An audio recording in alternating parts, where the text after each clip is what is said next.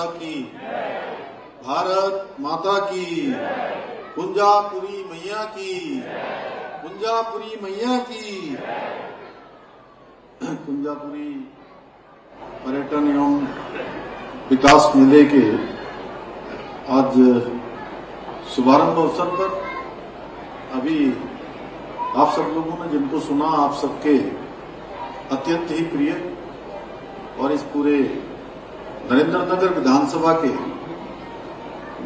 हर एक क्षेत्र के विकास के लिए समर्पित और हर एक व्यक्ति के लिए लगातार उनकी सोच रहती है, ऐसे आप सबके प्रिय विधायक और उत्तराखंड सरकार के हमारे कैबिनेट मंत्री, मेरे सहयोगी आदरणीय सुबोध उनियाल जी, भारतीय जनता पार्टी के जिलाध्यक्ष भाई उदय सिंह रावत जी, ब्लॉक प्रमुख नरेंद्रनगर दीक्षा राणा जी, अध्यक्ष नगर पंचायत तपोवन वनीता बिष्ट जी, अध्यक्ष नगर पंचायत गजा कुंवर सिंह चौहान जी, मेयर ऋषिकेश शंभू पासवान जी, नरसिंह पीठाधीश्वर स्वामी रसिक महाराज जी, पूज्य निवर्तमान नगर पालिका के अध्यक्ष नरेंद्रनगर राजेंद्र विक्रम सिंह पवार जी, राजेंद्र भंडारी जी, निवर्तमान प्रमुख साकेत बिजलवाण जी, मंडल अध्यक्ष नीतिका खंडेलवाल जी, डीएम टेहरी, आयुष अग्रवाल जी, एसएसपी टेहरी और मंच पर आसीन हमारे सभी नेतागण, सभी पदाधिकारीगण और सामने बड़ी संख्या में आए हुए सभी इस क्षेत्र के सभी हमारे बड़े बुजुर्ग, सभी माताएं बहनें, सभी मेरे युवा नौजवान साथी, विभिन्न विभिन्न विभागों से आए हुए सभी हमारे अधिकारीगण, कर्मचारीगण, मीडिया के सभी मित्र, मैं सबसे पहले तो मां कुंजापुरी को शीश नवाकर प्रणाम करता हूं कि उनका आशीर्वाद हम सब पर बना रहे, उनकी कृपा दृष्टि वो हम सब पर बनाए रखे। साथ ही मैं आप सभी को सिद्धपीठ श्री कुंजापुरी पर्यटन विकास समिति की ओर से आयोजित इस ऐतिहासिक मेले की, इसकी शानदार एक से एक झांकियां निकली, एक से एक अच्छे हमारे अनेक अनेक संस्थाओं के द्वारा, विद्यार्थियों के द्वारा मंच के समक्ष 30-30 सेकंड का शानदार अपनी प्रतिभाओं का प्रदर्शन किया गया। सच में अभी सुबोध भाई कह रहे थे कि ये मेला उत्तराखंड के सबसे बड़े मेलों में से एक है। मैं इस मेले की, ऐतिहासिक मेले के शुभारंभ की आप सभी को बहुत बधाई देता हूं, शुभकामनाएं देता हूं। ये मेरा परम सौभाग्य है, मुझे इस पवित्र भूमि में मां कुंजापुरी के इस दिव्य मेले में आप सबके बीच में आने का शुभ अवसर प्राप्त हो रहा है। और इससे पहले मैं एक बार पहले आया था और पिछले वर्ष भी मेरा आने का यहाँ कार्यक्रम था, लेकिन बीच में उस समय मैं हरियाणा में पहले से एक प्रवास होने के कारण से आप सबके बीच में मैं ऑडियो के माध्यम से आप सब तक अपना संदेश पहुंचाने का मैंने प्रयास किया था। भाइयों बहनों, मां कुंजापुरी का मेला ये केवल एक आयोजन मात्र नहीं है, बल्कि हमारी लोक आस्था, सांस्कृतिक विरासत और गौरवशाली परंपरा का प्रतीक है। 1974 से निरंतर आयोजित होता जा रहा ये मेला इस क्षेत्र के व्यापार, पर्यटन और क्षेत्रीय विकास को गति प्रदान करता है।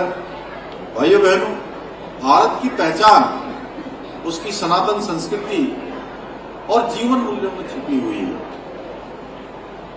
हमारी संस्कृति केवल रीति रिवाज का एक विषय नहीं है, बल्कि यह जीवन को एक सकारात्मक दिशा देने वाली विचारधारा है, जो हमको नए नए तरीके से प्रेरित करने का काम करती है। हमें अपनी परंपराओं पर गर्व होना चाहिए, हमें अपनी संस्कृति पर गर्व होना चाहिए क्योंकि ये हमारी सभ्यता की सबसे बड़ी शक्ति है। भाइयों बहनों, हमारे मेलों और त्योहारों का महत्व केवल मनोरंजन के लिए नहीं, बल्कि सांस्कृतिक शिक्षा, सामाजिक समरसता, आध्यात्मिक और आर्थिक उन्नति का भी एक बहुत बड़ा माध्यम है।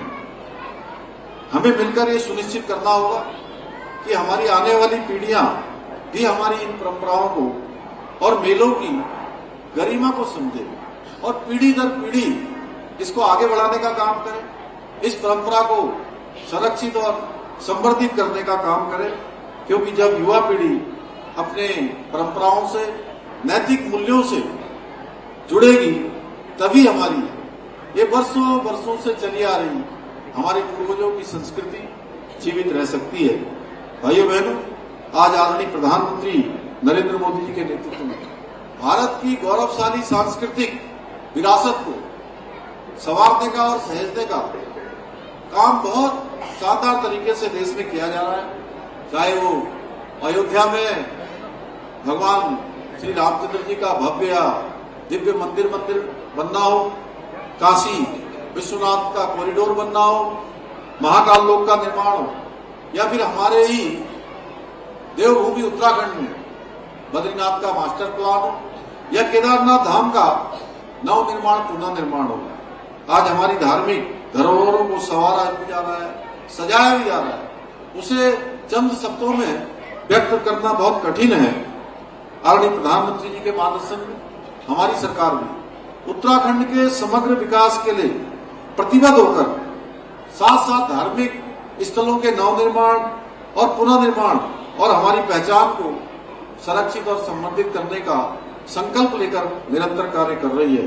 आज जहां एक और राज्य के शहरों से लेकर सुदूरवर्ती क्षेत्रों तक इंफ्रास्ट्रक्चर को मजबूत करने के लिए अनेक कार्य किए जा रहे हैं, वहीं हम अपनी राज्य की समृद्ध सांस्कृतिक विरासत को सुरक्षित रखने के लिए भी और उसको संवारने के लिए भी निरंतर कार्य कर रहे हैं। हम केदारखंड और मानसखंड दोनों ही क्षेत्रों के मंदिरों के पुनरुद्धार और सौंदर्यीकरण हेतु प्रयास कर रहे हैं। भाइयों बहनों, पलायन हमारी एक बहुत बड़ी समस्या है। हमारे नौजवान, हमारे युवा अपनी पढ़ाई लिखाई करने के बाद सबसे बड़ी चुनौती अगर किसी का सामना उनको करना पड़ता है तो पलायन का करना पड़ता है। पलायन को रोकने तथा स्थानीय अर्थव्यवस्था और पर्यटन को बढ़ावा देने के लिए हम अनेक महत्वपूर्ण योजनाओं पर कार्य कर रहे हैं। जहां हमने एक जनपद दो उत्पाद योजना के माध्यम से स्थानीय आजीविका को बढ़ावा देने का काम किया है, वहीं हाउस ऑफ हिमालय ब्रांड ने हमारे स्थानीय उत्पादों को आज देश के अंदर और धीरे धीरे विश्व के अंदर भी व्यापक पहचान दिलाने का काम किया जा रहा है।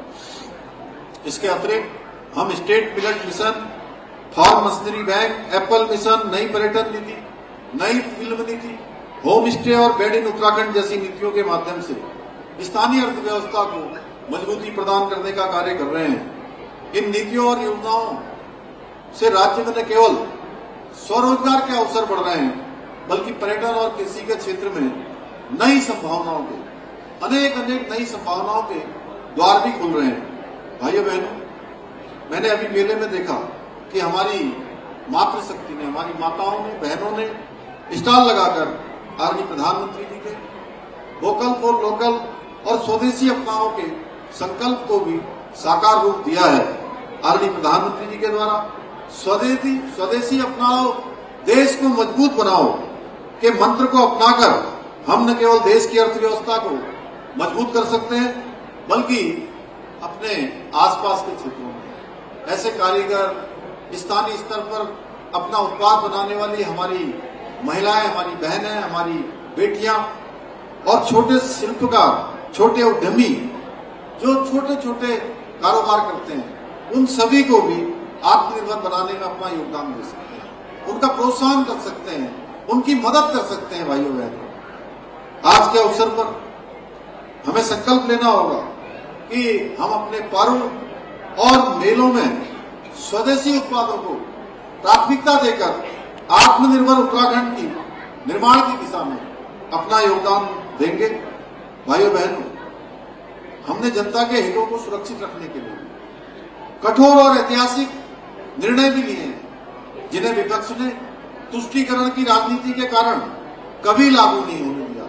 अभी सुबोध भाई ने कहा, हमने सबसे पहले देश में समान नागरिक संहिता का कानून लागू करके सभी धर्मों के लिए एक समान कानून के सिद्धांत को लागू कर संविधान की आत्मा का सम्मान किया है।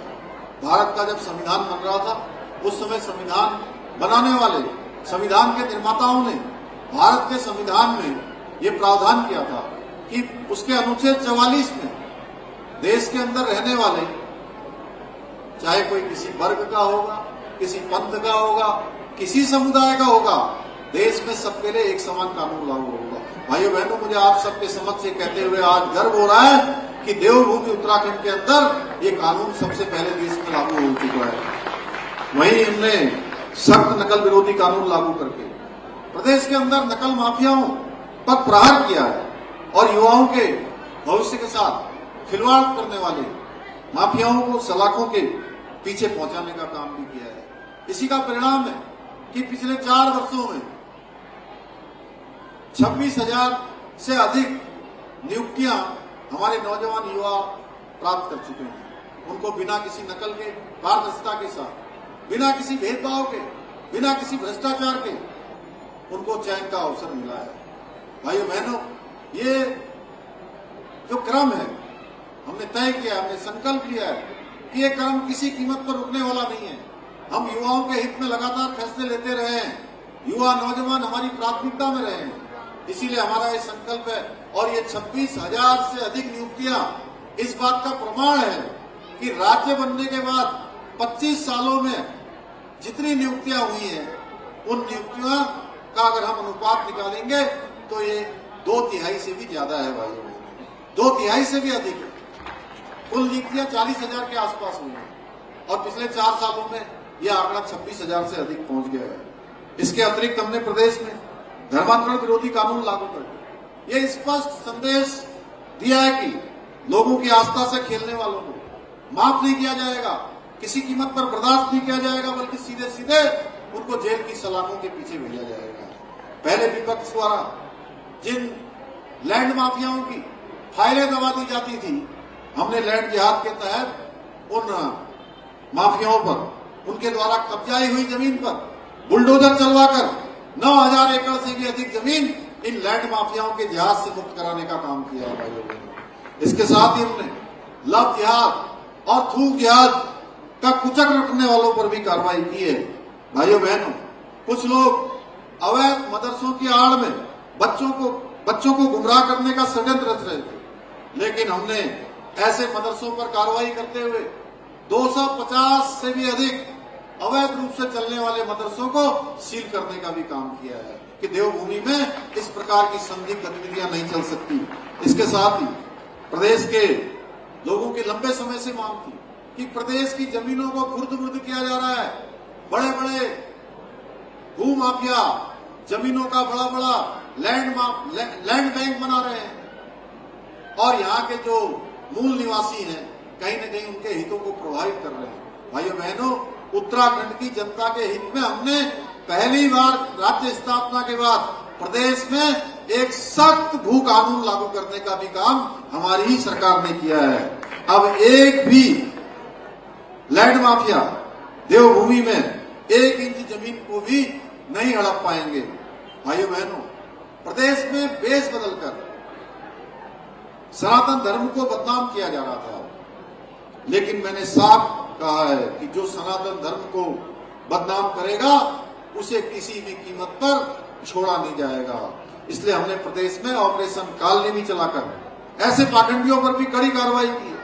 इसके साथ ही हमने प्रदेश में मदरसा बोर्ड को भी समाप्त करने का निर्णय लिया है। भाइयों बहनों, इसमें पूरी तरह इस कानून के लागू हो जाने के बाद 1 जुलाई 2026 के बाद प्रदेश में वही मदरसे संचालित हो पाएंगे जिनमें माध्यमिक शिक्षा बोर्ड के द्वारा चयनित सिलेबस को पढ़ाया जाएगा। जिसमें चयनित सिलेबस माध्यमिक शिक्षा बोर्ड का होगा, उसमें जिस मदरसे में नहीं पढ़ाया जाएगा उसका पंजीकरण 1 जुलाई 2026 के बाद उसको समाप्त कर दिया जाएगा। इन कठोर निर्णयों के द्वारा हम उत्तराखंड के उज्जवल भविष्य के निर्माण की दिशा में आगे बढ़ रहे हैं। भाइयों बहनों, इन सभी निर्णयों के लेने के कारण अब विपक्ष कहता है कि हम ज्यादा कठोर हो रहे हैं, हम ज्यादा कठोर हैं। हाँ, मैं कहता हूं कि हम कठोर हैं, लेकिन हम कठोर हैं राष्ट्र विरोधियों के लिए कठोर हैं, हम जनता का हक छीनने वालों के लिए कठोर हैं, युवाओं को अंधकार में धकेलने वालों के लिए कठोर हैं और उत्तराखंड की जनता को गुमराह करने वालों के खिलाफ हम कठोर हैं भाई। ये हम स्वीकार करते हैं कि हमने कठोरता अपनाई है, क्योंकि हम केवल कुर्सी से बने रहने के लिए काम नहीं करते हैं, बल्कि उत्तराखंड का भविष्य बनाने के लिए काम करते हैं भाइयों बहनों। इसलिए मैं आज स्पष्ट कर देना चाहता हूं कि प्रदेशवासियों के हित में हमें जो भी करना पड़ेगा हम उसके लिए निसंकोच आगे करते रहेंगे। एक मिनट भी उसके लिए हम देरी करने वाले नहीं हैं। जो भी निर्णय हमको लेना होगा हम प्रदेश के हित में लेते रहेंगे। भाइयों बहनों, हमारी सरकार पूर्ण प्रतिबद्धता के साथ उत्तराखंड को देश का अग्रणी राज्य बनाने के लिए निरंतर कार्य कर रही है।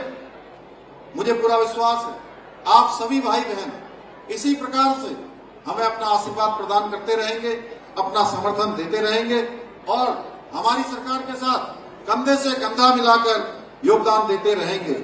आज के इस अवसर पर भाइयों बहनों, अभी सुबोध भाई ने इस क्षेत्र के लिए बहुत सारी बातें यहां पर कही हैं।